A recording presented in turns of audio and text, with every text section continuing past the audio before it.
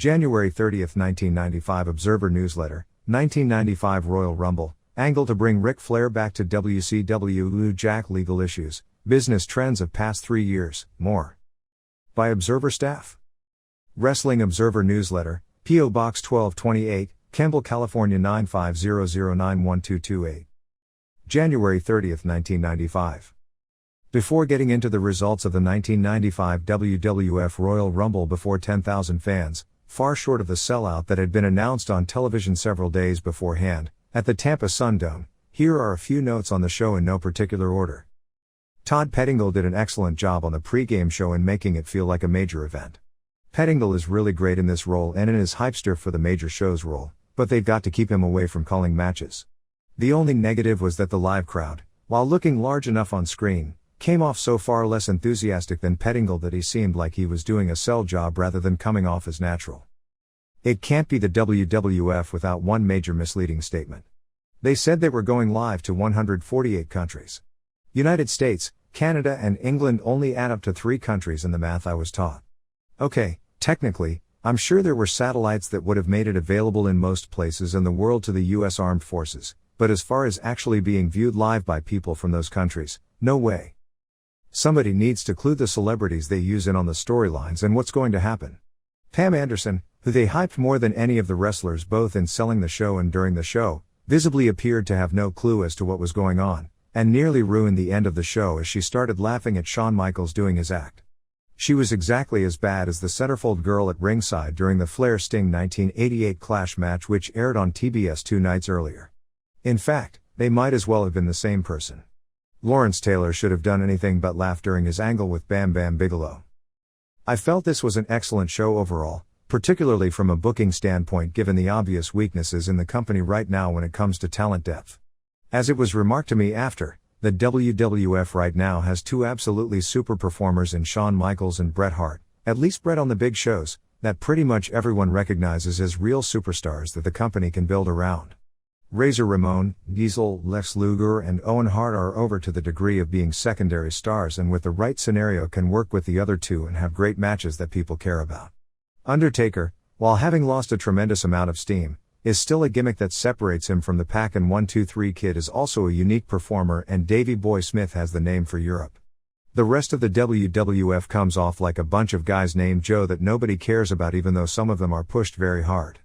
2 guys named Joe and Jeff Jarrett, who epitomizes being not over no matter how hard they push him, and Bob Holly, came out of the show as champions named Joe that renders those titles as worthless at the gate as all the secondary titles in WCW.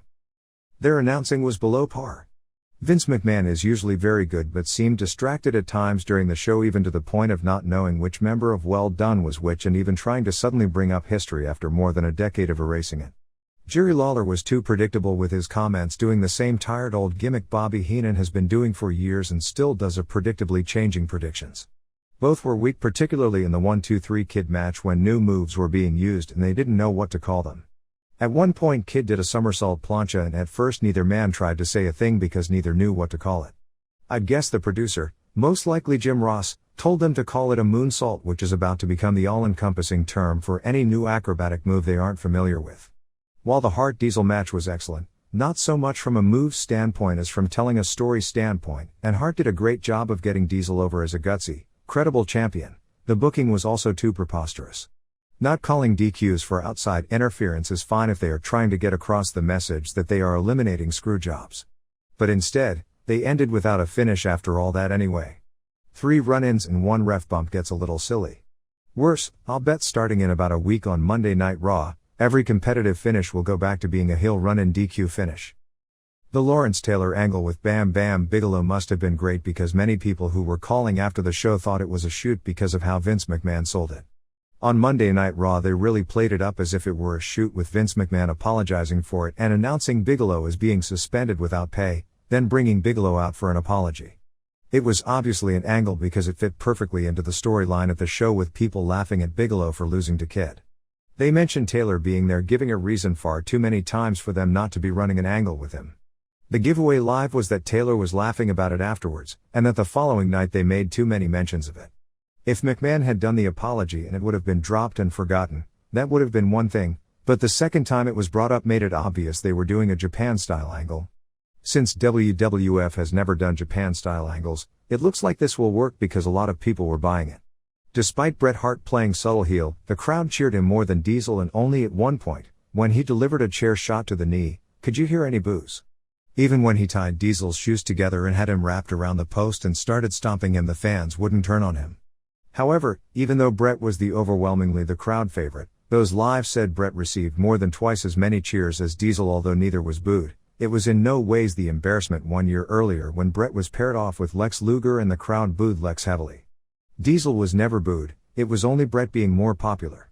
However, in a sense, with all the work done trying to make Diesel into the next Hulk Hogan, complete with the 8-second title win, it appears Diesel's problems in selling tickets in the headline position aren't just to be blamed on Bob Backlund. Stephanie Wine comes across just too phony. She was really bad every time she was on the screen.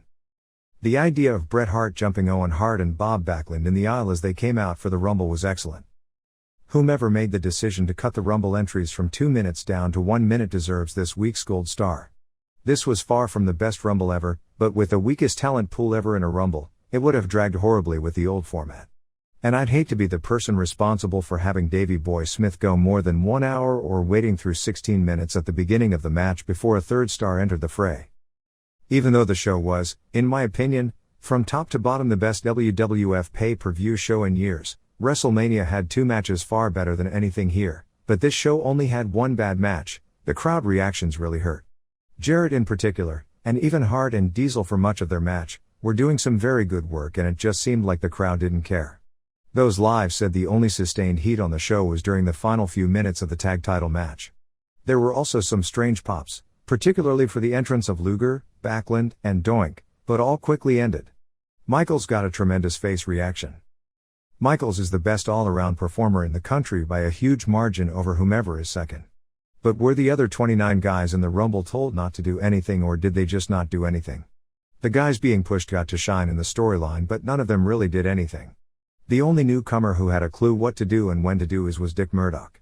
The Rumble match was good only because of storyline, same 2 guys being in there from start to finish, and an incredibly well-executed finish by more people than just Shawn Michaels. The people in the truck calling the shots got it perfect. Most of the match consisted of guys not overcoming in and doing nothing one after another. In the dark match, Buck Quartermain, a local Florida indie wrestler, pinned Brooklyn Brawler. 1/2 of 1 star. 1. Jarrett won the Intercontinental title from Ramon in a total time of 18:06. Ramon opened strong with a blockbuster suplex and chokeslam. Jarrett took a lot of big bumps. As was the story of the match, Jarrett did a good job of carrying Ramon, but the crowd doesn't care about Jarrett, and even when it got exciting, they never really got the heat they should have. They traded near falls and did a few clumsy Mexican high spots. Ramon crotched Jarrett on the post and did a clothesline off the top for a near fall. The first part of the match finished when Ramon took a bump over the top rope and started selling his left knee. Outside the ring, Rhodey, Brian Armstrong, clipped Ramon's knee, and he was counted out of the ring at 11:47. Jarrett then said he didn't want to win via a countout because he wouldn't get the title, the same basic deal they've been doing at the house shows in Ramon's matches since November. He called Ramon a chicken, so of course Ramon got back in, still selling the knee. Jarrett mainly worked over the leg Flair style, putting on the figure 4 at 3:15 before Ramon broke it after 70 seconds. He kept selling the knee during his comeback. They did a hot spot where Ramon went for a backward superplex, Jarrett reversed it in midair and Ramon reversed it again for a near fall. However, the crowd for whatever reason just wasn't into it. Finally Ramon went for the razor's edge, but his knee gave out and he dropped Jarrett, who scored with an inside cradle in 6:19. 3¼ stars. 2. Undertaker pinned IRS in 12:21. They had the same big ring entrance for Undertaker. They didn't do anything early. After IRS was getting no offense, Ted DiBiase went back to ringside and brought out 2 cloaked druids. When Undertaker went for a rope walk, one of the druids shook the ropes and he fell in, but immediately sat up. IRS didn't get any offense until 7:30 when he threw him into the ring steps, and used an abdominal stretch, flying clothesline, elbow drop and leg drop. After a collision, a druid put IRS on top for Undertaker sat up again. Undertaker came back going for a tombstone, but both druids interfered, so Undertaker dropped him. Undertaker finally won with a choke slam. After the match both druids attacked Undertaker, but he came back and ran them off. While this was going on, IRS stole the urn from Paul Bearer and King Kong Bundy came out and did a lame run-in with an elbow drop, knee drop and splash on Undertaker and Bundy left him laying. Without the magic urn, Undertaker sold the beating and got up shakily. 1¼ stars. 3. Diesel retained the WWF title going to a no decision with Bret Hart in 27-19. Hart came out aggressive playing subtle heel wrapping Diesel's leg around the post and using a figure 4 for 2 1-minute segments in the first 6 minutes. As Diesel went out to regain his bearings, Hart hit him with a tope. Hart posted Diesel, but Diesel reversed a whip and sent Hart into the ring steps. Diesel then took over, including using a backbreaker over the shoulder, which looked really good with a guy of that height doing it. Hart made a comeback and took the tape off his wrist and tied Diesel's legs up with it around the post and began stomping the helpless Diesel, but even then the fans didn't turn on him. He did his typical bulldog, leg sweep and backbreaker for near falls followed by the forearm drop off the top. Diesel took control when Hart went for a plancha. Diesel caught him and rammed his back into the post. Diesel then raised his arm signifying the finish but heard more boos than cheers, then hit the jackknife. Michaels ran in to break up the pin going after Diesel's knee. The ref ordered the match to continue rather than call the DQ. At this point the storyline clearly should have made Hart the heel, but it was working in reverse, to the point that the crowd cheered Michaels' run in breaking up the pin. Hart got the figure 4 back on, but Diesel punched his way out. Diesel started the comeback, but again surprisingly to no reaction. He missed a kick and got caught on the ropes. Hart once again wrapped his leg around the post and hit the knee with a chair, which for the first time got a lot of boos directed at Hart. Hart put on the sharpshooter when Owen Hart interfered, breaking it up, undoing the padding on the turnbuckle and whipping Bret's throat into it. The ref ruled the match would continue again rather than calling the DQ. Both were selling great from this point on. Diesel was run into the exposed metal turnbuckle. They went back and forth Japanese style until a ref bump. At this point, Michaels, Owen Hart, Backlund, Jarrett and Rhodey all did a run-in attacking both guys. Finally Backlund got Bret in the chicken wing while the other 4 were on Diesel. Diesel made his own comeback, chasing everyone away and saving Bret, and after the match the two shook hands and hugged. 4¼ stars. 4. 1-2-3 Kid and Bob Holly won the WWF Tag Titles in the tournament final over Bam Bam Bigelow and Tatanka in 1532. Kid and Holly lost the titles the next night in Palmetto, Florida at the live Raw show to Smoking Guns. They portrayed Kid and Holly as the underdogs to the point that the commentary left little doubt they were going to end up as winners. They particularly sold Kid vs. Bigelow as such a mismatch that they gave away Kid would pin Bigelow to take the match. The hottest move early was Bigelow throwing Kid high in the air and Kid taking Bigelow down with a Frankensteiner a la Rey Mysterio Jr. Most of the bout saw the heels work over Holly. Kid made the hot tag at 13:30, including doing a somersault plancha and a dropkick off the top rope that busted Bigelow's mouth open. However, Bigelow pressed Kid overhead and threw him to the floor. As he got back in, Bigelow went for the moonsault, but at the same time Tatanka went for an elbow drop and went into the ropes. Bigelow fell off the top backwards and Kid rolled onto him for the pin. The announcers sold the idea that Bigelow would be laughed at by everyone because he was pinned by Kid and Bigelow was running around ringside. Tatanka and DiBiase had already walked off, and Lawrence Taylor laughed at him and Bigelow gave Taylor a great shove, probably to build up a WrestleMania confrontation. 3¾ stars. 5. Michaels won the Royal Rumble in 38-41.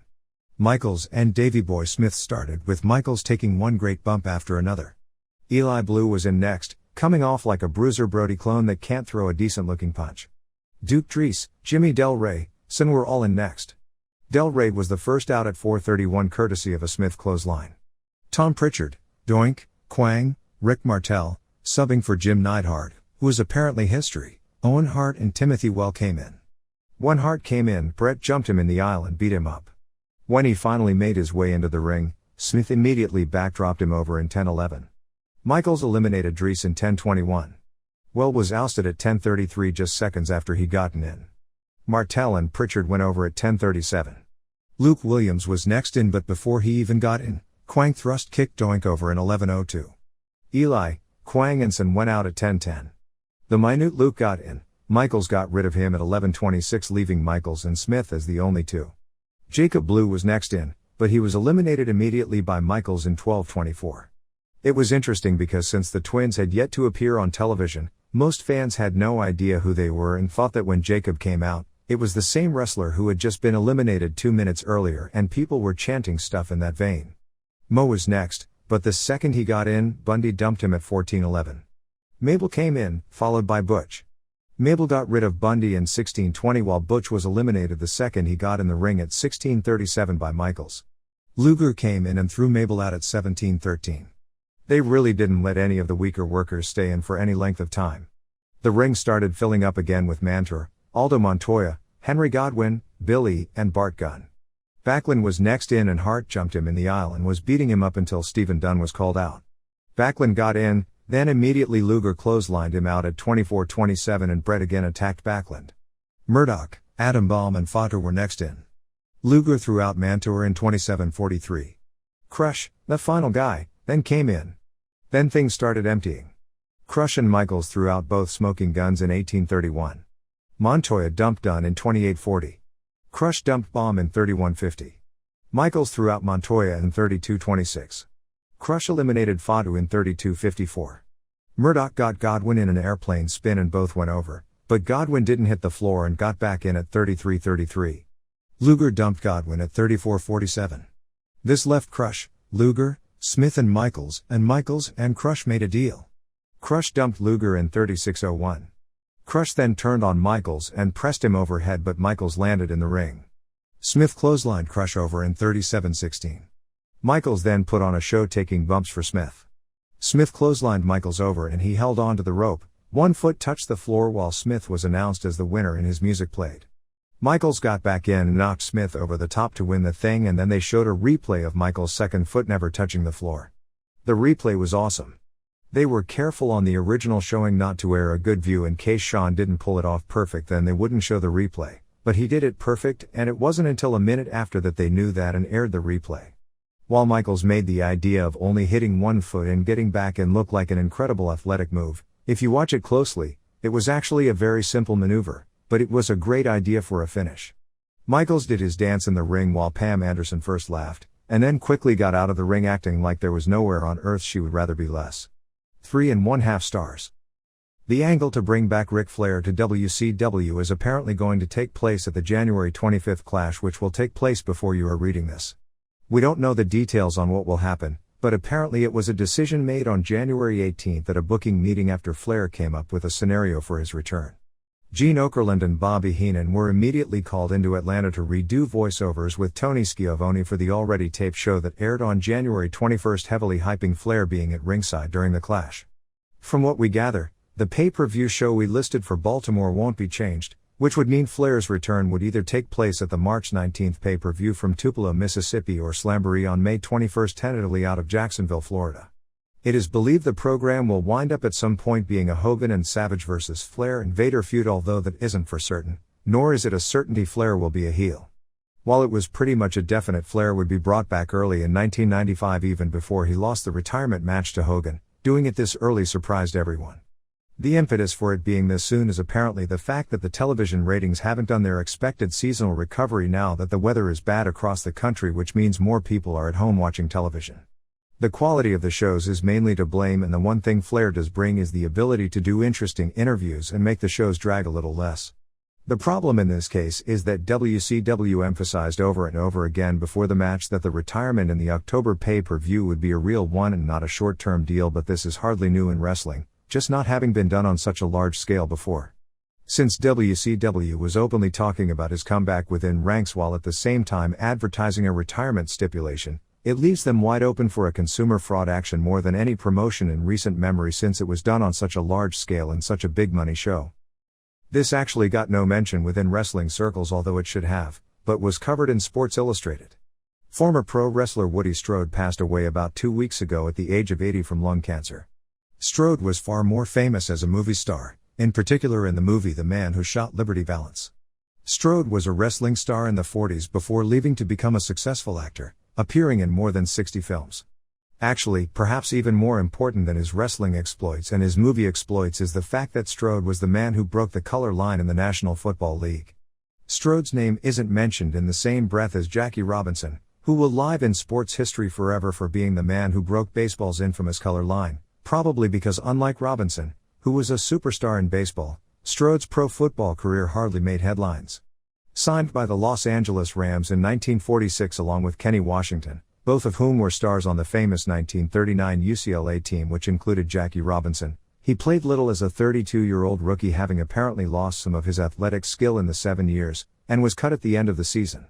Strode was very popular among wrestlers of his era because not only was he a legitimate sports star and became a decent wrestling attraction because he was very tall and imposing, which also started his career as a character actor, but also because after he made it big in the movies he never forgot his pro wrestling roots and stayed in contact with numerous wrestling personalities until his death, and was even a regular at old-timers get-togethers like the Cauliflower Alley Club. Ray Stevens, who during his prime in the 1960s was considered the Ric Flair of his era, was hospitalized at press time in Hennepin County Hospital in Minnesota after suffering a stroke over the weekend. He was scheduled to undergo triple bypass surgery on January 23. Known as the Crippler and the Blonde Bomber, Carl Raymond Stevens, 60, wrestled professionally on and off for 43 years, starting at age 15 in 1949, making and losing millions of dollars along the way. During the 50s he held numerous tag team titles with the late Roy Shire, as a tag team called the Shire Brothers. When Shire went to San Francisco in 1960 and began promoting in the city, he used his former tag team partner as lead heel, and Stevens, Shire, and the Cow Palace became synonymous at the time with the hottest drawing wrestling in the world at that time. At their peak, in 1962, Stevens, as perennial United States champion, wrestled 18 Cow Palace main event dates and averaged 14,000 paid per show, and holds what is still the all-time Northern California attendance record for a 1962 Cow Palace match against Pepper Gomez that drew 1,500 fans over capacity.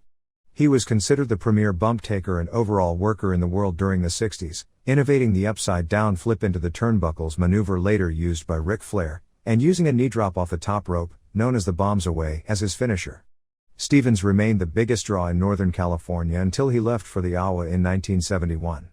With the exception of perhaps Johnny Valentine, Stevens probably held regional titles in more different territories than any wrestler of his era. He also formed a famous tag team with Pat Patterson in the mid and late 60s that held the West Coast version of the NWA tag team titles and were considered the best team in the world at the time. The two feuded after that with memorable matches at the Cow Palace, and later reunited in the early 70s in San Francisco and again in the late 70s as AWA tag team champions in the Midwest. In the AWA, Stevens and Nick Bockwinkel were generally considered the top tag team in the country during the early 70s, and he remained a major star through the mid-80s, and he and Bockwinkel also later feuded over the AWA title. New Jack, the lead heel of the Gangstas tag team in Smoky Mountain Wrestling, was arrested on January 21 after a show in Morristown, Tennessee during a post-match fracas involving a 14-year-old and 2 police officers. Jack, 32, now living in Morristown, real name Jerome Young, allegedly struck a heckling 14-year-old fan on the side of the head after doing a messed-up run-in during a show at the Tally Ward Recreation Center. When 2 officers got involved in the situation, he allegedly shoved and cursed at them. He was arrested on 2 counts of assault on an officer, 1 count of disorderly conduct and 1 count of assault on a minor. After spending several hours in prison that evening, he was released on bond. Jim Cornette, who runs the company, had to leave Morristown immediately after the show to appear at the Royal Rumble the next day, and couldn't be reached for comment on the incident. It is believed New Jack will appear for all his dates starting this weekend, which include a major show on January 28 in Knoxville. The incident followed a messed-up run-in and angle that took place on the card. The planned finish was that Tracy Smothers would win a Rumble Royal, the final event of the card, by eliminating all 3 Gangstas.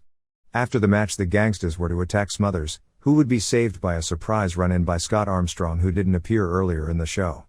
During the melee, the Gangstas would use the Billy Club to Scott's knee, similarly to what already happened with Jim Cornette and what has been taped but was to air in a few weeks involving Bob Armstrong.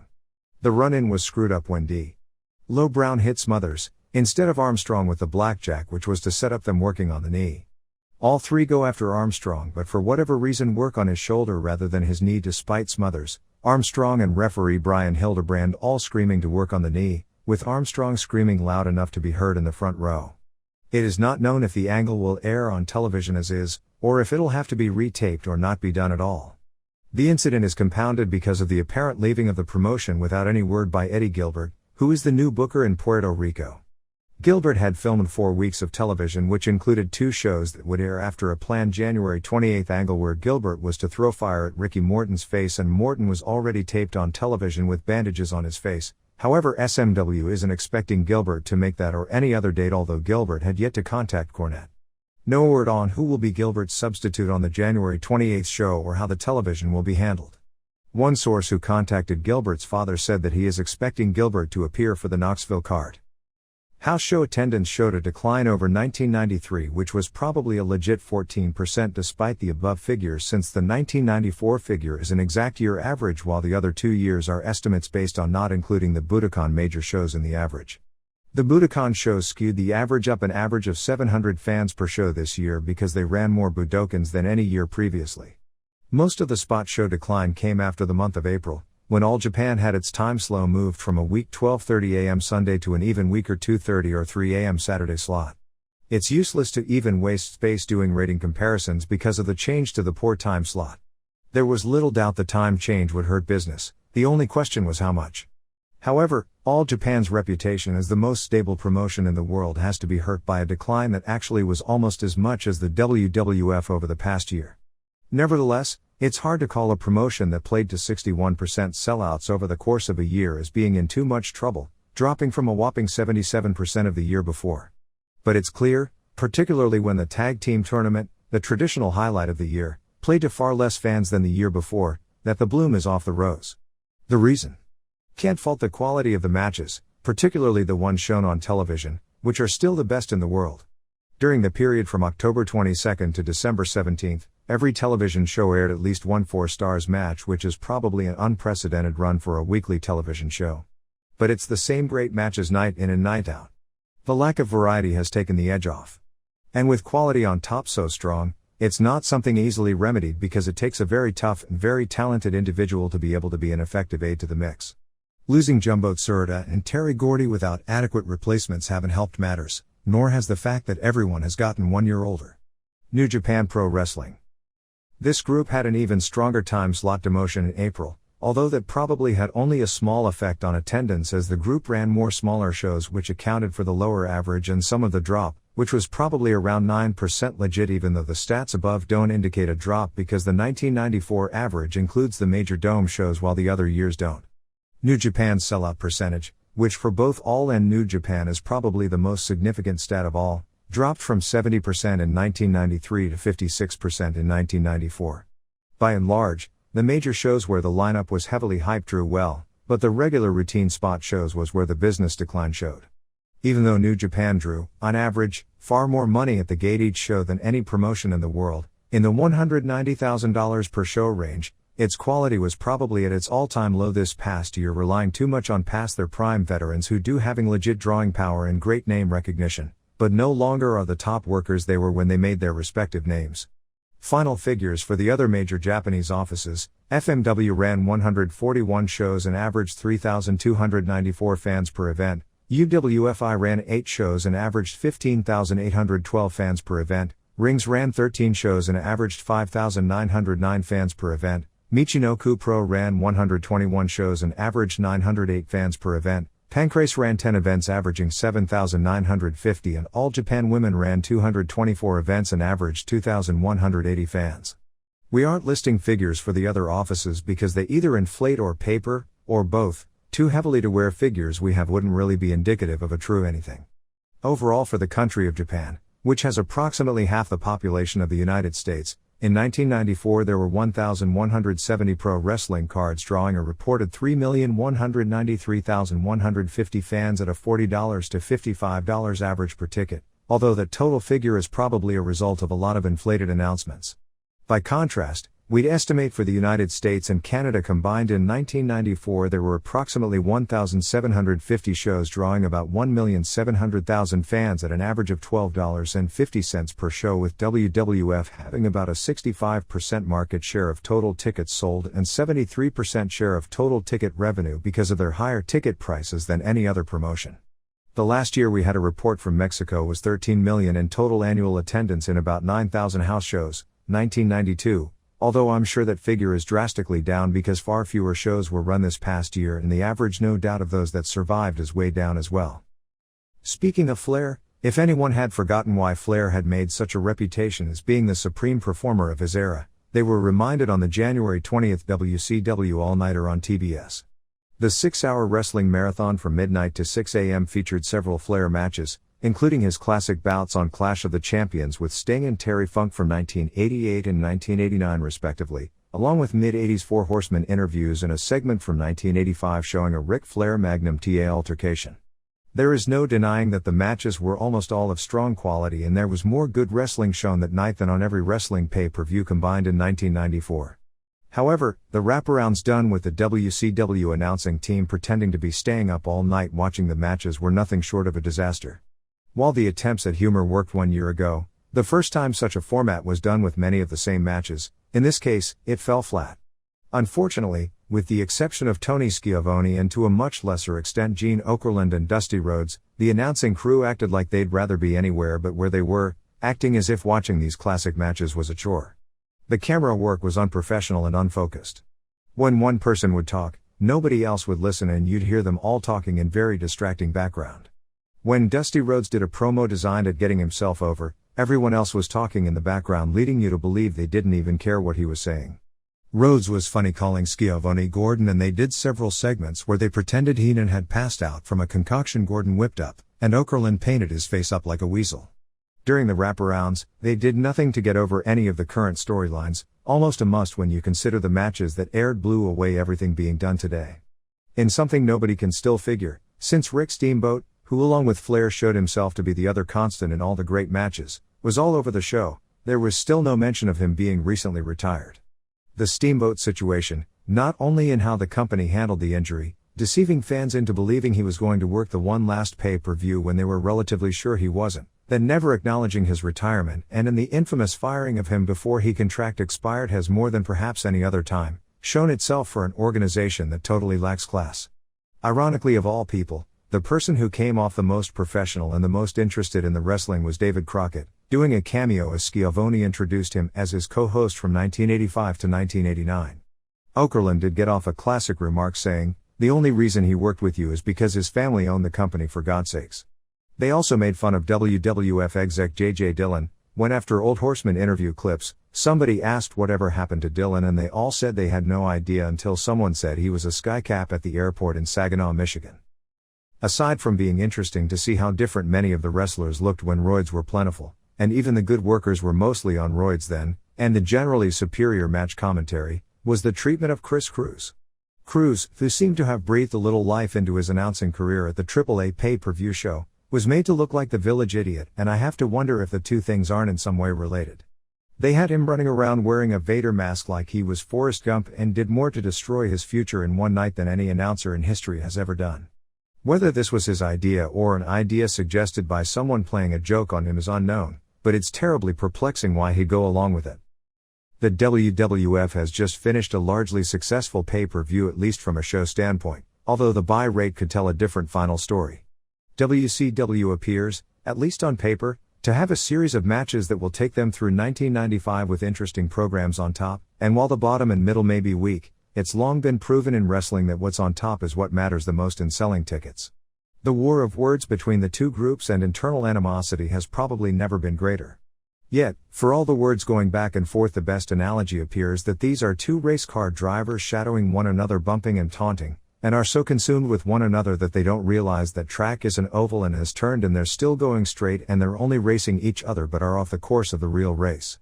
The quote of the week came in the Tampa Tribune on January 20th from Hulk Hogan when asked about the WWF's new generation theme. "You take these cuties, these bodybuilders, these ultimate warrior type guys.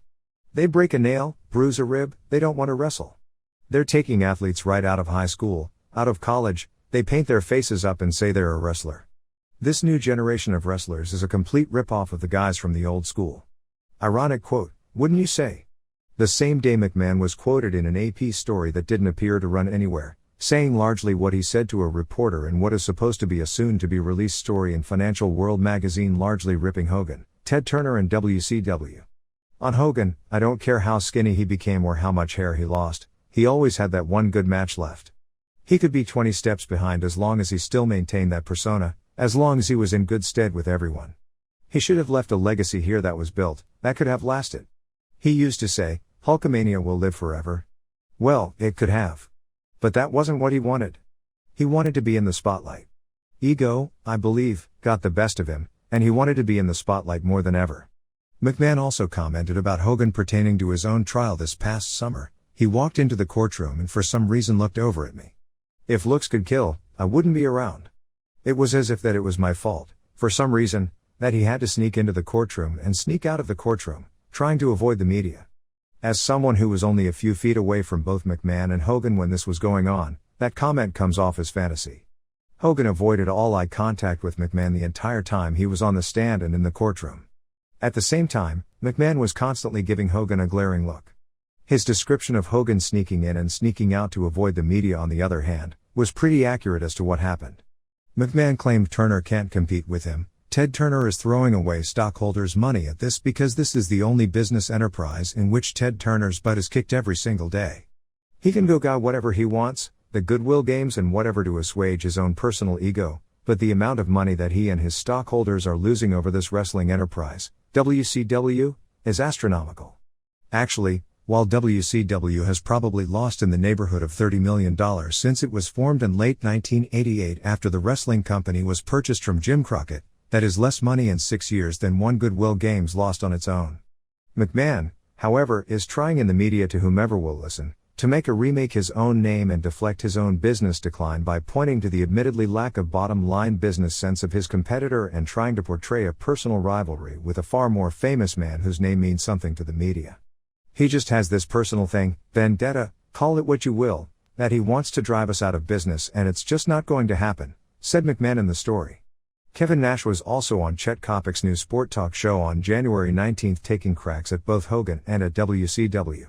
He admitted to using steroids starting in 1986 and through his tenure with WCW, claiming that everyone at Turner was on steroids and if you weren't on it you weren't going to be promoted, which is a remark I'm sure will thrill the folks at WCW to no end.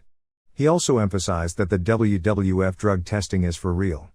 The quote has its own irony, because when people were saying the same thing a few years ago about the WWF when it was largely the truth, Titan claimed it was both an unfair and untrue statement.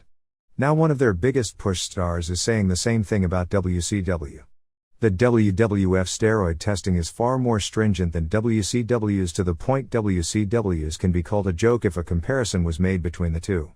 But there are numerous growth-inducing drugs that can't be reliably tested for.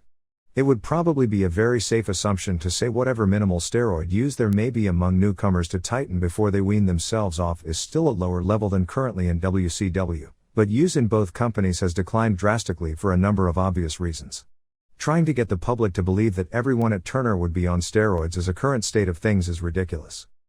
Results: January 6, Mexico City, Juan de la Barrera Gym, AAA, 4000, Slayer and Torbellino and Aguila del Acero B. Terremoto and Perseo Jr. and Ed Murd, Mascarada Sagrada and Octagonchito and Super Muñequito B. La Parquita, and Los Espectritos 1 and 2, Lismark and Tinieblas Jr. and Transformer B. Los Payasos, Los Villanos 3 and 4 and 5 B. Cien Caras and Mascara Año 2000 and Universo 2000 DQ, Latin Lover and La Parca and Octagon and El Hijo del Santo Bican and El Barbaro and Eddie Guerrero and Heavy Metal and Fuerza Guerrera. January 6, Mexico City Arena, Mexico, EMLL, 600, Babe Richard and Fierro B. Pegaso and Olímpico, Justiciero and Olímpico and Aguila Solitaria B. Tornado Negro 1 and Cadaver de Ultra Tumba and Astro Jr., Mocho Cota and Gran Marcus Jr. and Halcón Negro Jr. B. Pantera 2 and El Hijo del Solitario and Cato Kung Lee, Atlantis and Mascara Magica and Negro Casas B. Emilio Charles Jr. and Dr. Wagner Jr. and Arcangel de la Muerte, CMLL middleweight title, El Satánico D. Hector Garza. January 6, Netzahualcoyot, UWA, Pesadilla and Rey Pantera B. Veneno and Los Reyes Tapatios 1 and 2 B. Relicario and Aprecido, Príncipe Maya and Nuevo Audas and Paris B. Rocky Santana and Taraco and Public Enemy, Super Raton and Super Pinocho and Karloff Lagarde Jr. Bishu El Guerrero and Scorpio Jr. and Redador, Canek and Gran Hamada and Pero Silva B. Negro Navarro and Mr. Star and Mr. Jack DQ. January 8, Mixuca, AAA, Lima Lama and Centella Azul and Dios del Trueno B. Silver Fox and Poder Negro and Amenaza del Siglo, Fugaz and Astra Negro and Sombra del Misterioso B. Cínico and Tenebro and Delincuente, Charo de Jalisco and Mariachi and El Mexicano B. Dracula and Espectro and Rambo, Mexican tag titles, Fuerza and Juventud Guerrera B. Heavy Metal and Latin Lover, El Hijo del Santo and Octagon and La Parca B. Los Payasos. January 8, Wardixeo, EMLL, La Practicante and Migali B. Jalissa and Zauri, Pequeno Jacques Maiden Pequeno Pierre Oth B Mascarita Magica and Arito Mississippi 1 Jr. and Black Power B Humberto Garza Jr. and Atlantico, El Satanico and Jacques Maiden MS1 Dos Caras and Dandy and Blue Demon Jr. DQ. January 13, Uniondale, New York Nassau Coliseum, WWF, 6500, Aldo Montoya B Stephen Dunn, Henry Godwin B Bob Holly, WWF title, Diesel B Jeff Jarrett, Wink and Pink B Queasy and Cheesy, Duke Dries B Timothy Well, WWF Women's title, Bull Nakano B Alundra Blaze, Bret Hart B Owen Hart, Davey Boy Smith and Lex Luger B King Kong Bundy and Bam Bam Bigelow Core, Undertaker B Tatanka. January 14, Rome, Georgia, North Georgia Wrestling Association, Inazuma B Tim Strong, Big Bubba B Mike Golden, Lee Thomas B Sam McGraw DQ, Critters B Fred Avery and Jim Bryant, Inazuma and Golden and Dark Star DDQ Bubba and Strong and Thomas. January 15, Moore, OK, Power Zone Wrestling Alliance, 296, Rick Garrett B Rick Valentine, Billy Phoenix B Sean Summers DQ, Casey Cannon B Super X DQ, Tom Jones B TNT, Bone Crusher Steve B Psycho I, Brotherhood of Pain B Pony Express. January 15, Essex, MD, Mid-Eastern Wrestling Federation, Mark Schrader B Adam Flash, Mr. Destiny B Chicken Neck, Joe Thunder B Cat Burglar, Corporal Punishment B Johnny Gun DQ, Mad Dog O'Malley B Morgus the Maniac, Female vs. Male, Fantasia B Billy Brat, J.R. Willett and Bulldozer Benton B Bonsai Warrior and Kabuki Kid, Adrian Hall B Studley, Comet B Chad Austin, Head Shrinker Semu B Lucifer, Axel Rottinger Mr. Hughes. January 16, Honyo, FMW, 2628 Sellout, Atsushi Onita B Tetsuhiro Kuroda, Killer Iwan B Yoshika Ishikura, Supreme Mac and Shark Tsuchiya and Crusher Matamari B Nurse Nakamura and Combat Toyota and Megumi Kudo, Tarzan Goto B Riki Fuji, Haido and Mitsuhiro Matsunaga and Hisakatsu Oya B Koji Nakagawa and Battle Ranger and Mach Hayato, Barbed Wire Elimination Match, Masato Tanaka and Katsutoshi Niyama and Mr. Ganasuke and Onita B Hideki Hasaka and Yukihiro Kanemura and The Gladiator and Mr. Pogo. January 17, Emerson, Georgia, Ted Allen Promotions, The Assassin, Ken Timms, B Mr. Wrestling, Tim Strong, Lee Thomas B Cobra Coleman, Tracy Smothers 1 Rumble Royal, Assassin and a Nightmare, Ted Allen, B Smothers and Ricky Morton. January 18, Tahara, All Japan, 1500, Kentaro Shiga B Monokea Mossman, Satoru Asako B Tommy Dreamer, Mighty Inoue and Haruka Aigen and Masafuchi B Rusher Kimura and Mitsuo Momoda and Yoshinari Ogawa, Tommy Rogers and Bobby Fulton B Ryukaku Izumida and Talmon Honda, Giant Baba and Takao Mori B Abdullah the Butcher and Giant Kimala 2, Dan Crawford and Doug Furness B Kenta Kobashi and Tsuyoshi Kikuchi, Steve Williams and Johnny Ace B Stan Hansen and Johnny Smith, Toshiaki Kawada and Akira Tao B Mitsuharu Misawa and Jun Akiyama. January 19, Dayton, Ohio, WCW, 3800, Alex Wright B Bobby Eaton 1 1/2 star, Johnny B Bad B John Paul Levesque 2.5 stars, Marcus Bagwell and the Patriot B Paul Roma and Paul Orndorff 2.5 stars, Jim Duggan B Steve Regal 1 1/2 star, WCW Tag Titles, Nasty Boys B Harlem Heat DQ 3 stars, Sting B Avalanche DQ 1 1/2 star. January 19, Osaka Furitsu Gym, All Japan, 5600, Masao Inoue B Kentaro Shiga, Rusher Kimura and Mitsuo Momoda B Haruka Aigen and Mighty Inoue, Abdullah the Butcher and Giant Kimala 2 B Masafuchi and Yoshinari Ogawa, Tommy Rogers and Bobby Fulton B Satoru Asako and Tsuyoshi Kikuchi, Akira Tao B Tommy Dreamer, Stan Hansen and Dan Crawford and Doug Furness B Steve Williams and Johnny Ace and Johnny Smith, Giant Baba and Jumbo Tsurda and Mitsuharu Misawa B Jun Akiyama and Takao Mori and Tamon Honda, Triple Crown, Toshiaki Kawada D Kenta Kobashi 60 Minutes. January 19, Hisage, Heisei Ishgun, 2200 Sellout, Tasmaniac B Akitoshi Saito, Great Kabuki and Tatsutoshi Goto B Yoshiaki Yatsu and Isao Takagi, Geto B Kunyaki Kobayashi, Kengo Kimura DDQ Hiramichi Fuuki, Sabu and Masa Chono B Shiro Koshinaka and Michiyoshi Ohara. January 19, Kansan, FMW, 1888 Sellout, Rei Aguila B Tetsuhiro Kuroda, Nurse Nakamura B Yoshika Ishikura, Riki Fuji B Battle Ranger, Supreme Mac and Shark Tsuchiya and Crusher Matamari B Killer Iwam and Combat Toyota and Megumi Kudo, Street Fight, Gasaku Goshigawara and Masato Tanaka and Mr. Ganasuke and Atsushi Onita B Haido and Hideki Hasaka and The Gladiator and Mr. Pogo. January 20, Cleveland, WCW, 2000, Alex Wright b. Bobby Eaton, Johnny b. Bad b. John Paul Levesque, Marcus Bagwell and the Patriot b. Paul Roma and Paul Orndorff, WCW Tag Title, Nasty Boys b. Harlem Heat DQ, US Title, Vader b. Jim Duggan, Sting b. Avalanche DQ. January 20th, Newport, Tennessee, SMW, 225, Tracy Smothers b. Brian Anderson, Boo Bradley b. Chris Condito, SMW Title, Dirty White Boy b. Buddy Lendell DQ, SMW Tag Title, Rock and Roll Express b. Gangstas.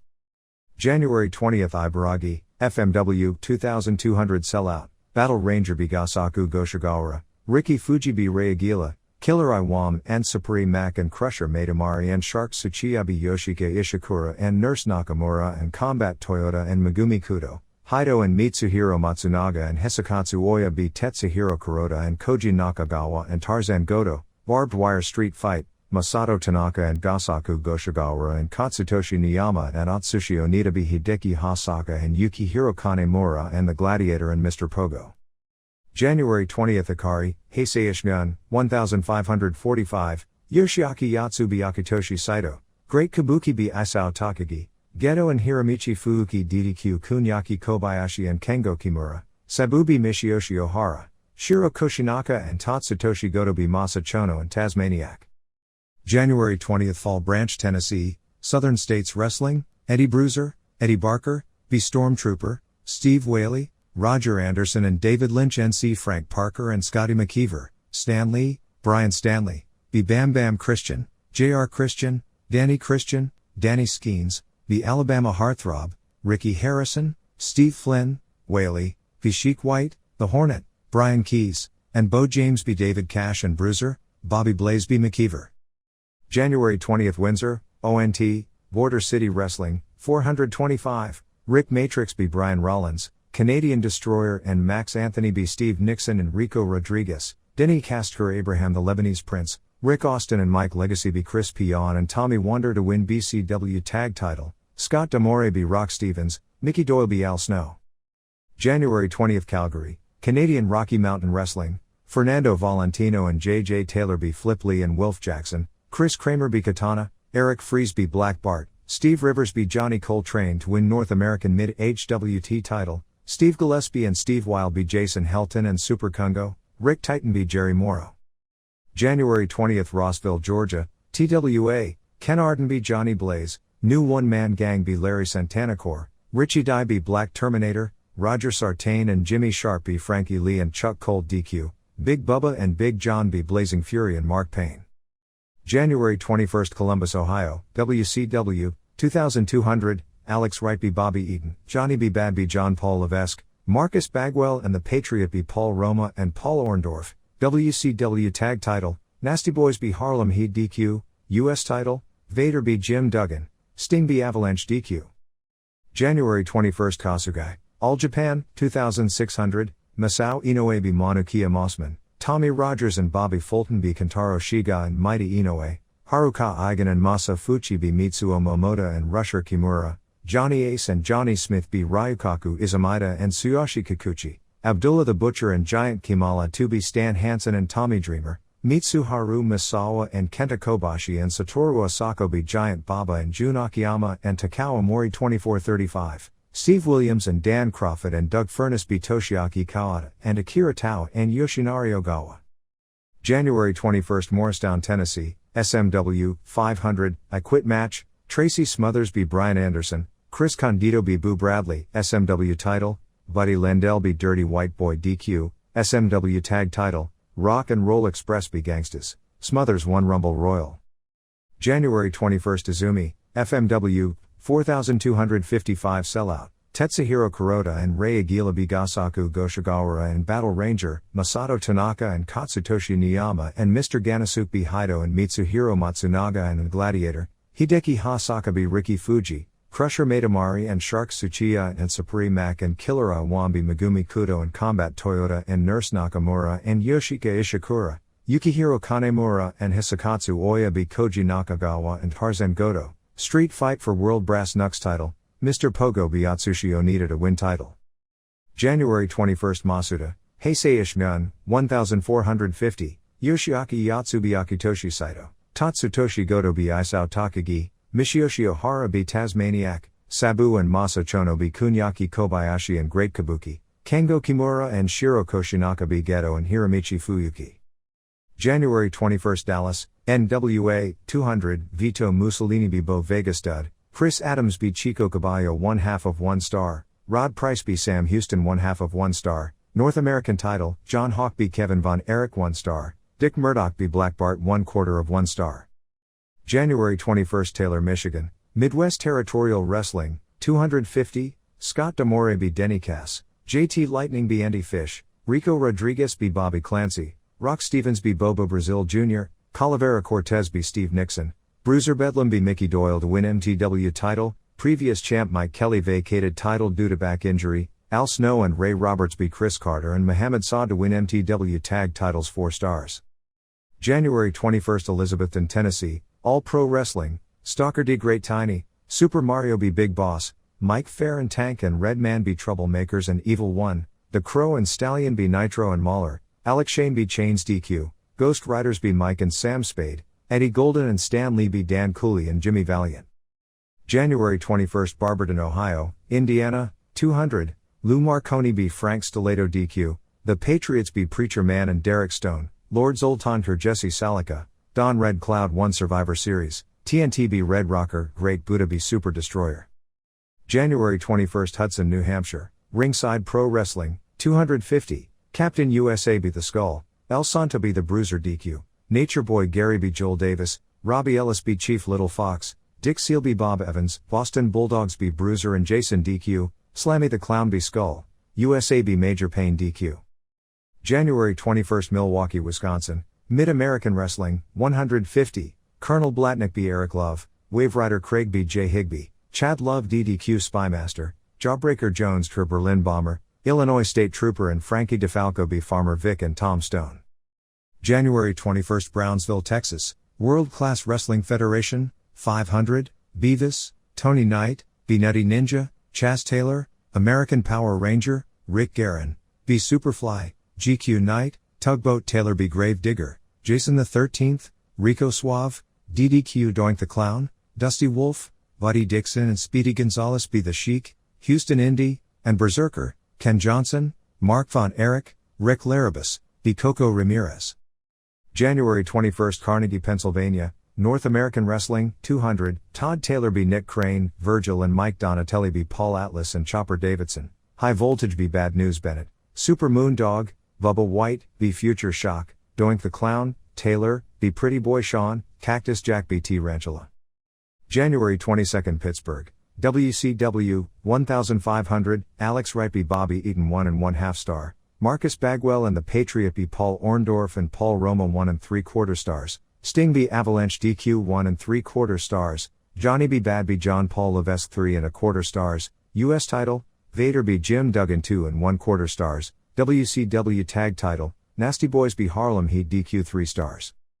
January 22 Yoshikawa, All Japan, 2100 sellout, Kentaro Shiga be Manukiya Mossman, Jun Akiyama and Takawa Mori be Masao Inoue and Ryukaku Izumida, Abdullah the Butcher and Giant Kimala to be Tommy Rogers and Bobby Fulton, Giant Baba and Rusher Kimura and Mitsuo Momoto be Mighty Inoue and Haruka Eigen and Masa Fuchi, Dan Crawford and Doug Furness be Kenta Kobashi and Satoru Asako, Mitsuharu Misawa and Tsuyoshi Kikuchi be Stan Hansen and Tommy Dreamer, Toshiaki Kawada and Akira Tao and Yoshinari Ogawa be Steve Williams and Johnny Ace and Johnny Smith. January 22 Tokyo Korakuen Hall, PWFG/Michinoku Pro, 2200 sellout, Wellington Wilkins Jr. and Don Arakawa beat Tsubo Jinjin and Yone Jinjin, Shinjiro Otani be Shoichi Funaki, Naohiro Hoshikawa and Yuki Ishikawa be Daisuke Ikeda and Hanzo Nakajima, Great Sasuke and Yoshiaki Fujiwara be Taka Michinoku and El Samurai. January 22 Tokyo Korakuen Hall, JWP, 2010 sellout, Hiromi Sugo and Tomoko Miyaguchi be Riki Amano and Tomoko Hisazumi, Kandi Akutsu be Fuseo Naochi, Mayumi Ozaki and Hikari Fukuoka be Hiromi Yagi and Dynamite Kansai, Chigusan Nagio and Kaoru and Bomber Hikari be Devil Masami and Cutie Suzuki and Sumio Sotoyama. January 22 Shirakawa, All Japan Women, 1180, Kumiko Maakawa be Chaperda Asari, Yumiko Hata and Takako Inoue and Ri Tamatabe Suzuka Minami and Kaoru Ito and Tomoko Watanabe, Toshio Yamatabe Mima Shimoda, Kyoko Inoue and Atsuko Mitabe Mariko Yoshida and Manami Toyota. January 22, Milwaukee, Wisconsin, Mid-American Wrestling, 75, Mahler b. Wesley Stewart, J. Higby b. Billy Wild, Wave Rider Craig b. Colonel Blatnick, Love Brothers b. Farmer Vic and Mahler, Woman vs. Man, Miss Lashandra b. Hustler, Carmen Desperito, Jawbreaker Jones b. Berlin Bomber. January 22, Mission, Texas, World Class Wrestling Federation, 400, Tugboat Taylor b. Gravedigger, Jason the 13th b. Beavis, American Power Ranger b. Superfly, Doink the Clown b. Berserker, Buddy Dixon and Speedy Gonzalez b. Nutty Ninja and Coco Ramirez, Mark Von Erich b. The Sheik DQ. January 23, Palmetto, Florida, WWF Monday Night Raw tapings, 2,500/heavily papered, non-squash results, Lex Luger b. Tatanka 2.5 stars, Hakushi b. Ricky Santana, Battle Royal Rules, King Kong Bundy b. Mabel -1 star, Return Battle Royal Rules, Mabel b. Bundy -1 star, Bret Hart b. Owen Hart 2.5 stars, WWF Tag Titles, Smoking Guns b. 1-2-3 Kid and Bob Holly to win titles 3 stars, Tatanka and IRS and Bundy b. Luger and Man on Mission 2 stars, WWF Tag Title Return Match, Guns b. Kid and Holly 2.5 stars, Undertaker b. Bundy -1 star, WWF Title, Diesel b. Jeff Jarrett 2 stars. And 23 Memphis, USWA, Scott Studd b. Sergeant Victor, Spellbinder b. Doug Basham, Moondog Spot b. Reggie b. Fine, Miss Texas b. Sweet Georgia Brown, Hospital Elimination Match, PG-13 b. Tommy Rich and Doug Gilbert, Bill Dundee b. Ricky Morton, Unified Title 2 out of 3 falls, Sid Vicious b. Brian Christopher. And 23 Jonesboro, Arkansas, Ozark Mountain Wrestling, 400, AJ Alonzo b. Shane Holt, Spider No. 2 b. Steve Sexton, Colorado Kid b. Spider No. 1, Tasha Simone Love and Spider No. 2 b. Holt and Mimi Kennedy, Kid 1 Rumble Royal. Special thanks to Dom Valenti, Steve Dr. Lucha Sims, David Turner, Robert Hollis, David Willis, Ken Dusay, Mark Madden, Norm Connors, John Lanigan, Steve Schoenberger, Bill Needham, Kurt Schneider, Gary Woronchik, Dave Prozik, Kurt Pileski, Dan Paris, Jesse Money, Brian Trammell, Peggy Watkins, Stephen Race, Robert Rothes, Corey Van Cook, Chuck Allen, Shannon Rose, Bruce Bennett, Walt Spafford, John Muse, Adam Kane, Brian Hildebrand. December Business Comparisons. World Wrestling Federation. Japanese Television Rundown. January 4, Antonio Inoki Special. First 3 matches were Old Antonio Inoki main events against Genichiro Tenryu. January 4, 1994 Tokyo Dome, Great Muta, May January 94 Fukuoka Dome, and Wilhelm Ruska, September 23, 1994 Yokohama Arena. That didn't air at the time because TV Asahi wouldn't broadcast any Inoki matches because he was involved in political scandal. Inoki has nothing left but the Tenryu match told a decent story and was good because of Tenryu and because it was the first ever singles match between the two in front of a big crowd and had super heat. Muta carried the second match great and it was surprisingly good and dramatic at the end when Inoki's face was covered in both blood and green mist and he couldn't see but still came back to win. Overall again Inoki showed nothing in any of the matches on the show. The third match was also better than expected given that Ruska is 54 years old and was a terrible worker in his prime. Anyway, these matches blew away what was to follow. 4. Inoki beat Gerard Gordeau in 6:37 with a choke sleeper. Gordeau threw some badly pulled punches and kicks. Boy is it obvious when Gordeau has to work that he can't at all, which I guess is a pretty strong statement when you view his UFC bouts. I can't describe how awful this was. -2 stars. 5.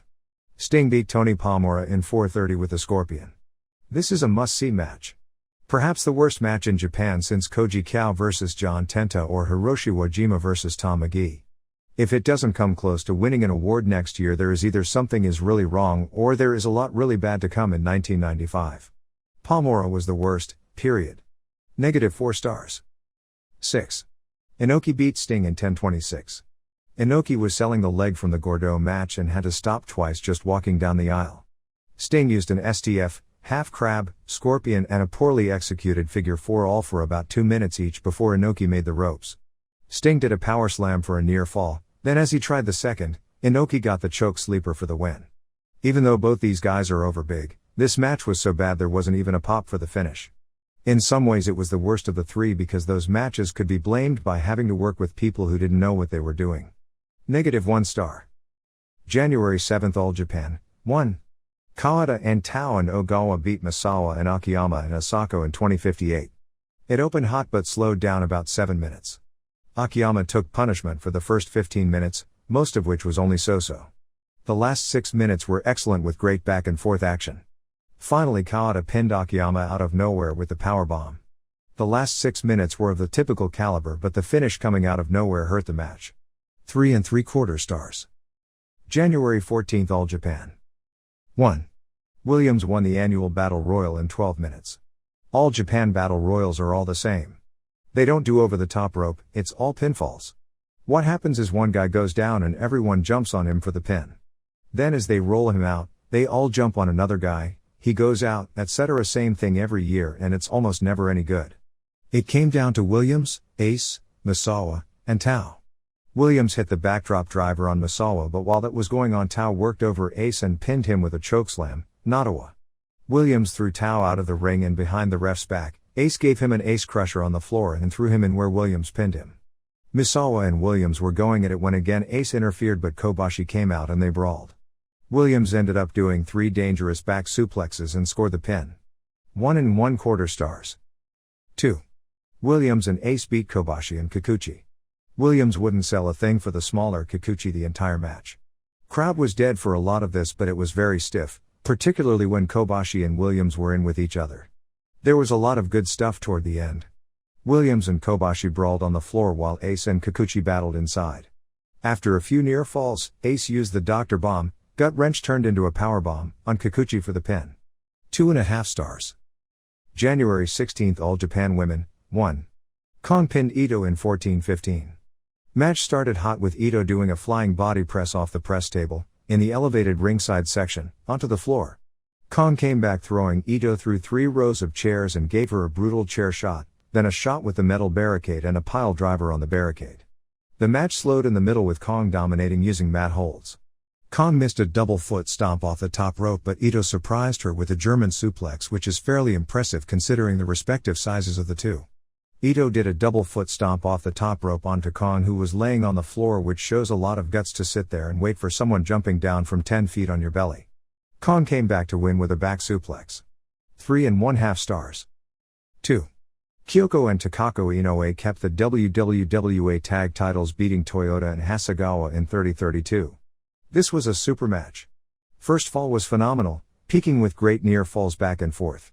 Highlight was Kyoko kicking out of 4 straight urinage suplexes being dropped on her head by Hasegawa.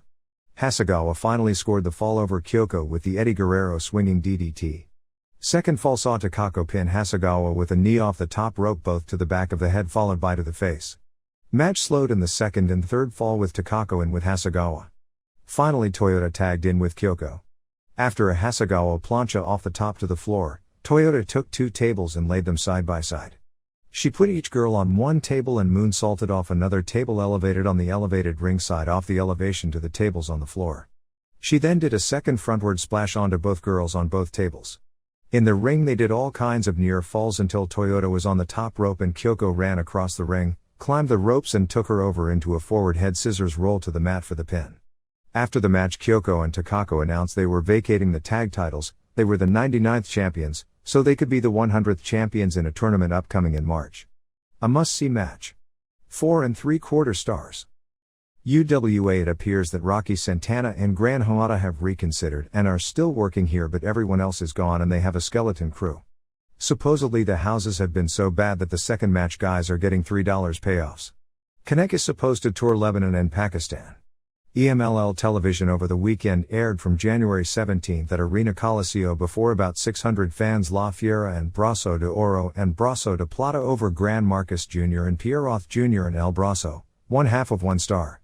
It was a little better on January 13th before about 900 as Dandy and Negro Casas and Mascara Magica beat Bestia Salvaje and Mano Negra and Mocho Cota, 2 3/4 stars, while in the main event El Satanico and Emilio Charles Jr. and Dr. Wagner Jr. beat Hector Garza and Atlantis and Silver King when Satanico pinned a bloody Garza in the third fall with a powerbomb, 2.5 stars. Silver King and Charles carried the match. Vampiro Canadiense returned from Japan. January 20th at Arena Coliseo was headlined by Dos Caras and Ultimo Dragon and Garza vs. Charles and Satanico and Wagner, Casas and Dandy and Magica vs. Negra and Salvaje and Arcangel de la Muerte. It appears they are building up to a Garza vs. Satanico hair match, as every Friday night show since Christmas has been focused around the two. Felino and Pantera are headed to Philippines and Korea. All Japan. The January 19th show in Osaka wasn't cancelled, even though Osaka received some damage from the Kobe earthquake of a few days earlier. However, because of all the problems at that point, they couldn't get the network crew away from the much bigger story, so the Toshiaki Kawada vs. Kenta Kobashi match, which was scheduled to air on television over this past weekend, wasn't taped. The two did a 60-minute draw, so Kawada retained the title in what was said to have been a match of the year caliber bout before 5,600 fans in a 6,800-seat arena. The crowd was considered phenomenal considering what was going on at the time. The match was taped for home video. All the wrestlers on the show donated their services as the proceeds went to earthquake victims. In the semifinal on that show, Giant Baba and Jumbo Tsuruta and Mitsuharu Misawa formed a trio for the first time, beating Jun Akiyama and Takao Mori and Tomoe Honda. During the match, Honda suffered a broken nose and he's now out of action. Other Japan notes.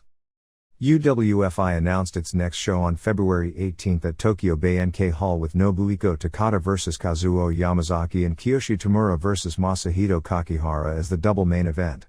UWFI had an April 9th Kobe show which was cancelled. The next Takada Vader match is almost definite for the Fukuoka Dome in early summer.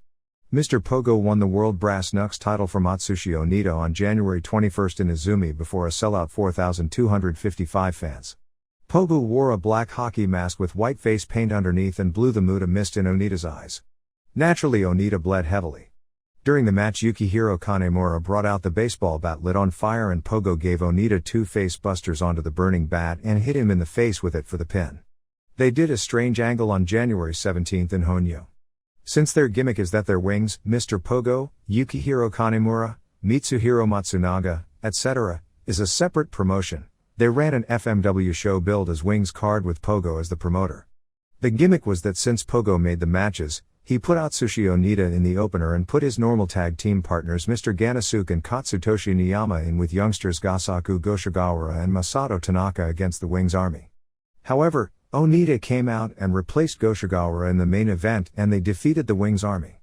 As the storyline goes, in order to keep the Onita-Pogo grudge heated up, Pogo shorted Onita on the payoff, only paying him $14 for the show. FMW's next major show is 315 in Sapporo, being billed as Onita's final match ever in Hokkaido since he's scheduled to retire in May. Antonio Inoki will work 319 in Nagoya. New Japan's Satoshi Kojima is headed to England to wrestle as Quick Kick Fuji, billed as the cousin of Flying Fuji Yamada. The history of New Japan wrestlers getting a big push in England started with Satoru Sayama as Sammy Lee in the late 70s. Then Akira Maeda went as his younger brother Quick Kick Lee in the early 80s and even held England's version of the World Heavyweight title around 1982. Jushin Liger went in the mid-80s as Flying Fuji Yamada.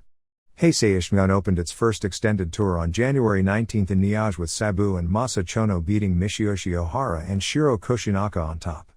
Most of the show was built around an Ishimon vs. War feud.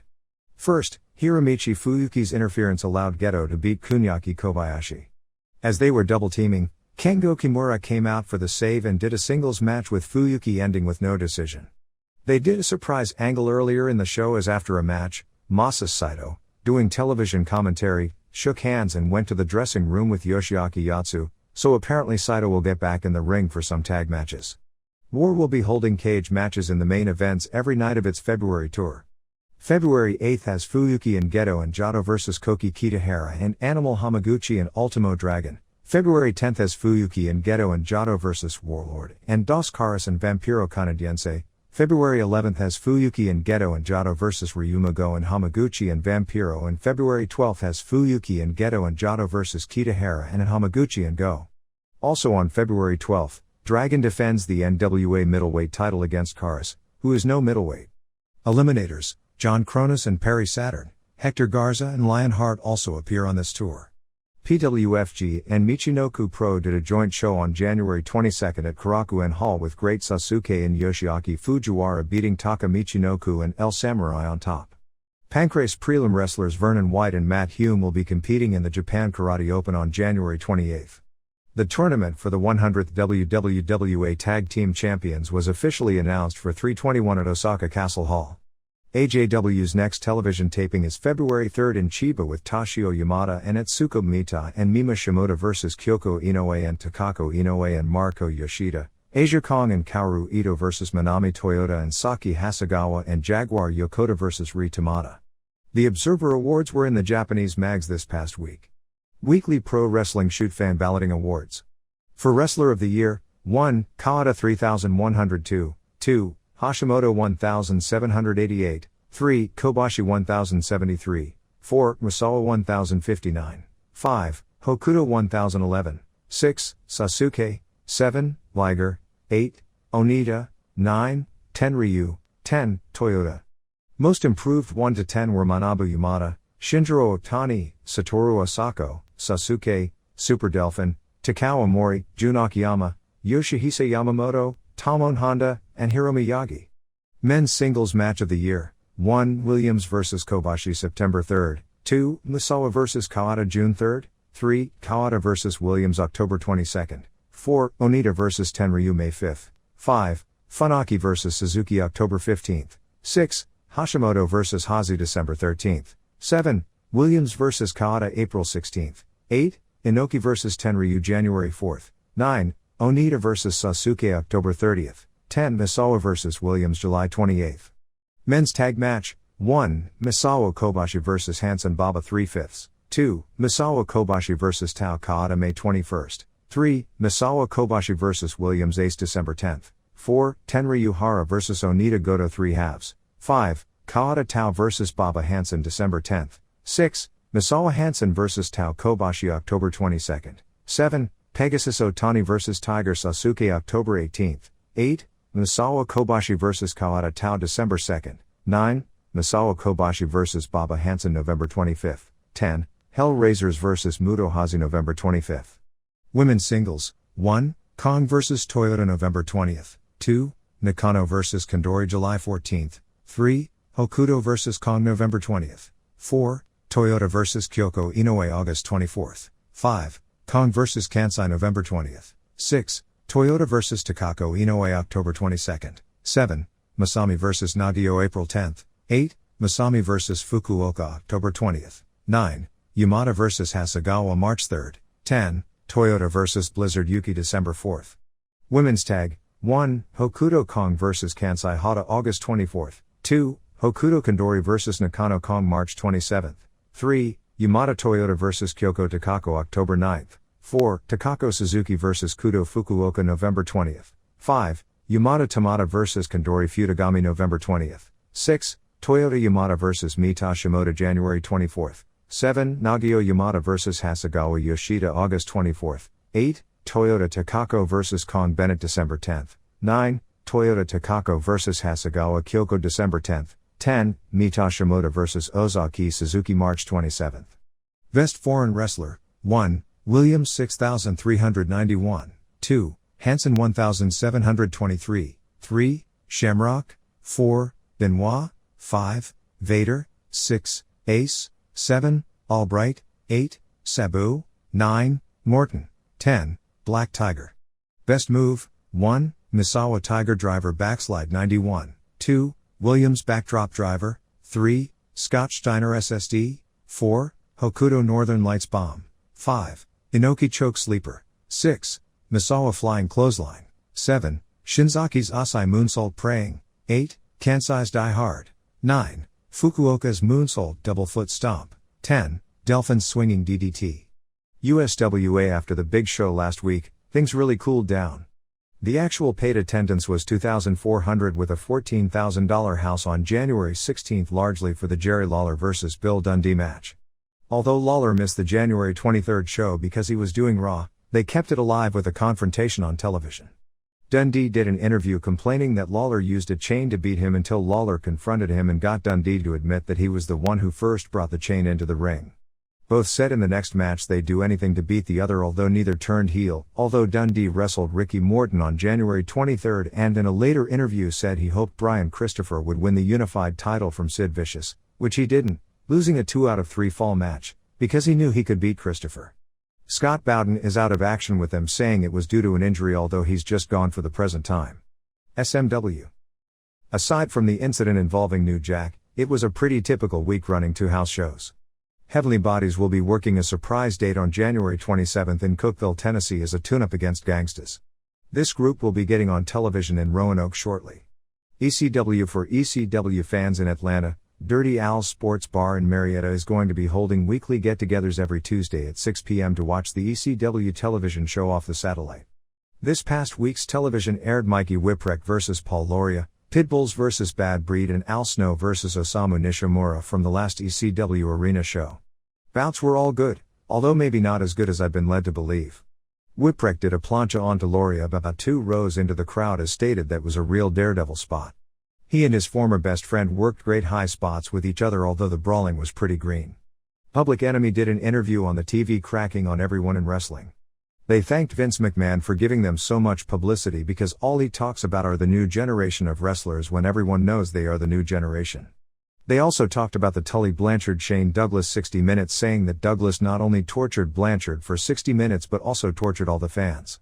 February 4th at the ECW Arena in Philadelphia will be an ECW tag title match with Public Enemy vs. Sabu and Tasmaniac, with the only way to win to break tables with both opponents on the table. Cactus Jack vs. Sandman in an Amarillo-style Texas death match, Chris Benoit vs. Al Snow, Ian Rotten vs. Axel Rotten, Steve Richards vs. Tommy Dreamer, Whipwreck vs. Loria, and more.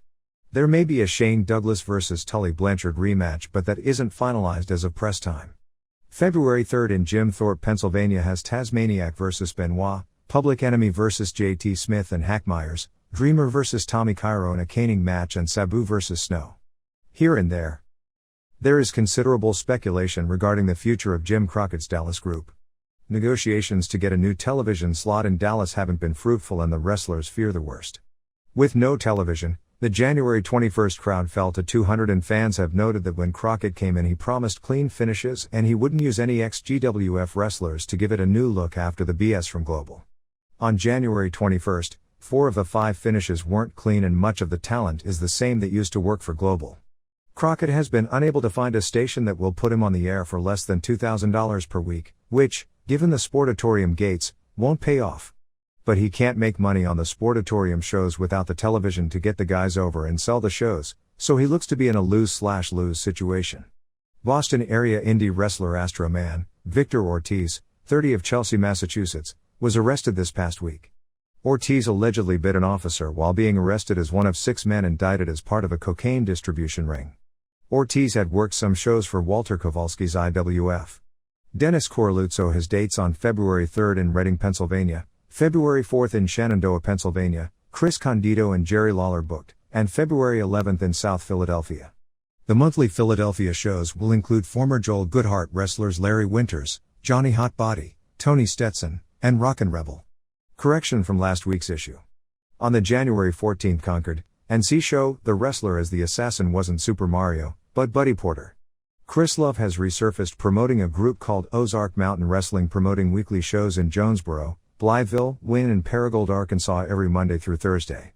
Apparently there will be a show in Anaheim, California on February 5th booked by Chavo Guerrero and headlined by Vampiro Candiense and Atlantis vs. Black Magic and Eddie Guerrero.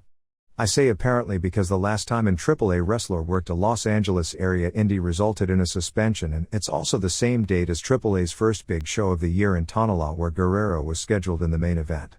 For those interested, the address for Japan's UWFI's U.S. office is 3 Hickory Hollow Place, Antioch, Tennessee 37013. AAA. Nothing major is expected to happen until the first tapings of the new year on January 27th. The heavy metal heel turn on Latin Lover aired on television over the weekend in Mexico City. It was a rip-off of the non-angle with Akira Maeda and Ricky Chashu. Latin had one of the heels in an abdominal stretch and Heavy kicked him in the eye, although it wasn't a stiff kick. On Galavision over the weekend they aired 2 matches from November 30th in Matamoros which had never aired before in the US, one of which was a 5 stars match with Rey Mysterio Jr. winning the World Welterweight. That's what they called it, although it used to be called the lightweight title, as Psicosis holds the welterweight strap, title via DQ from Juventud Guerrera.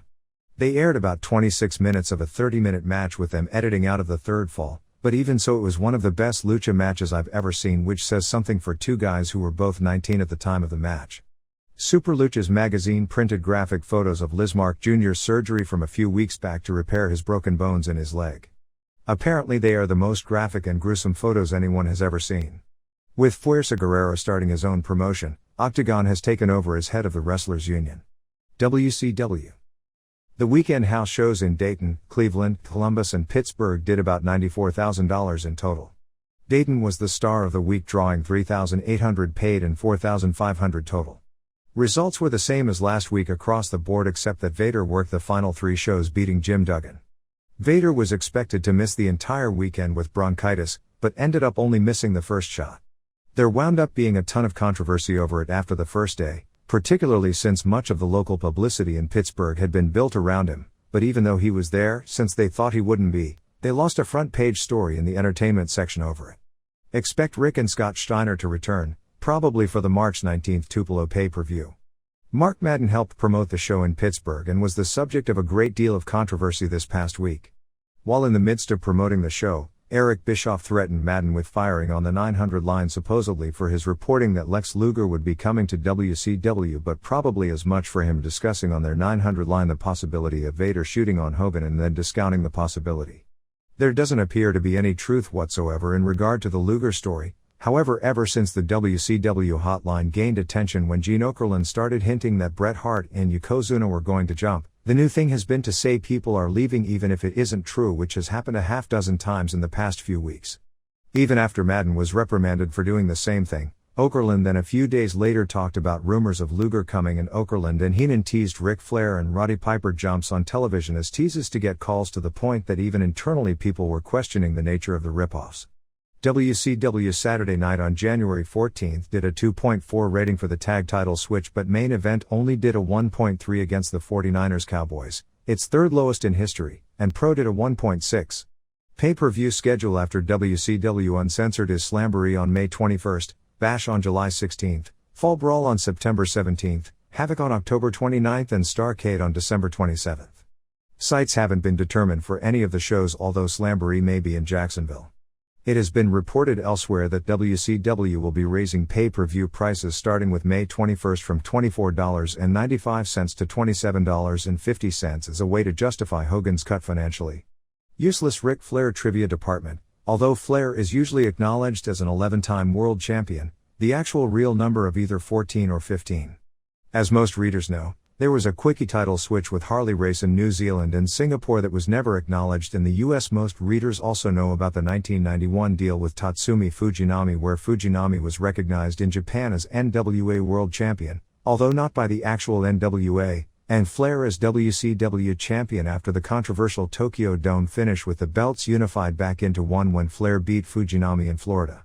In addition, in 1985, Flair did a quickie title switch in Trinidad with Victor Jovica, and in 1986 he did the same thing in the Dominican Republic with Jack Veneno. There are rumors that Bobby Eaton will get John Paul Levesque's spot as Steve Regal's tag team partner. Sunday Main Event was preempted January 22nd because TBS was running a full day of blockbuster movies, and January 29th because it's futile to run wrestling opposite the Super Bowl. The January 21st television show featured an Olympic-style profile on Brian Pillman that was excellent, giving his legit background.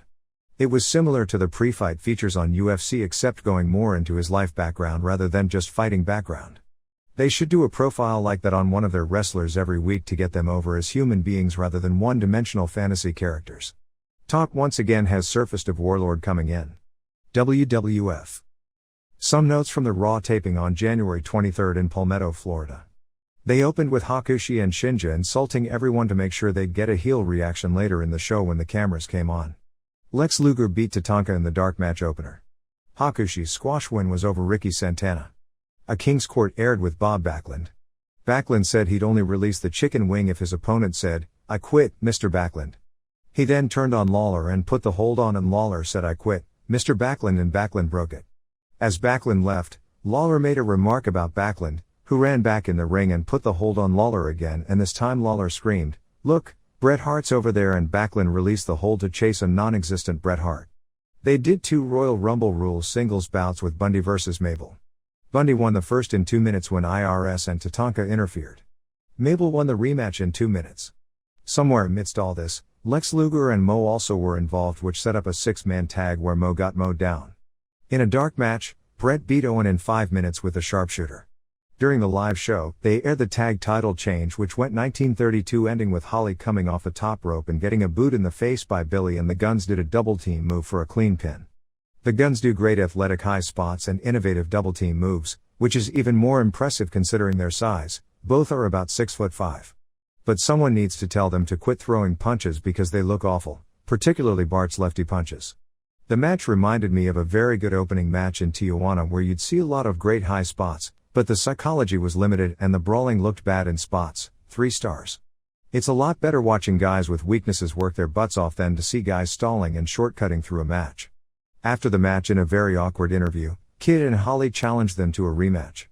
During the interview, Kid cut off Holly and then McMahon cut off Kid and acted like Ed Whalen, being unconcerned with what the wrestler had to say. McMahon opened the Raw apologizing for Bigelow's behavior, saying Scott Bigelow has been suspended without pay for unprofessional conduct, acting very somber. However, they kept talking about it during the show and Roddy Piper hyped the angle to sell the replay, and Bigelow was brought out to apologize, and he was totally in character, and he didn't apologize due to technical difficulties and would be brought back next week. King's Court was with Jarrett, where Jarrett challenged Diesel for a title match. The tag title rematch saw Kid miss a move off the top rope and land on his neck and begin quivering in the ring, and they immediately stopped the match. Several wrestlers, the agents, and even someone said to be Kid's wife, I think they are married anyway, hit the ring and the wife was crying. I'm assuming it was a work but don't know at press time. Bruiser Bedlam did a dark match managed by Cornette. Undertaker beat Bundy in an awful 2 minutes. Only a few hundred of the 2,500 were there for the Diesel-Jarrett match, which Diesel won. Earlier in the show, in order to keep fans, the place was heavily papered. From leaving early, they announced that Diesel would face Michaels in the main event, but it didn't work as the crowd filed out, particularly after Undertaker came out, and instead Diesel wrestled Jarrett as was originally advertised. Both Bigelow and Diesel are doing Slim Jim commercials. Most of the wrestlers' reaction to William Shatner was negative. The belief was he was really stuck up backstage. Useless trivia department. On the Snickers commercial that airs during most of the WWF Cindy and cable shows where they have the fireman eating the Snickers bar, the fireman, Rich Espinoza, a legit fireman in the San Jose area, was one of my 2 or 3 best friends in high school. The second Shatner episode on Raw on January 16 did a 2.6 rating, which was below par even for Bret's first match back and no football competition. Both Mania and Action Zone did 1.3 ratings. WrestleMania tickets go on sale on January 28 and they'll air Mania live from the ticket office. With the advance mail orders, I suspect it may sell out awfully fast.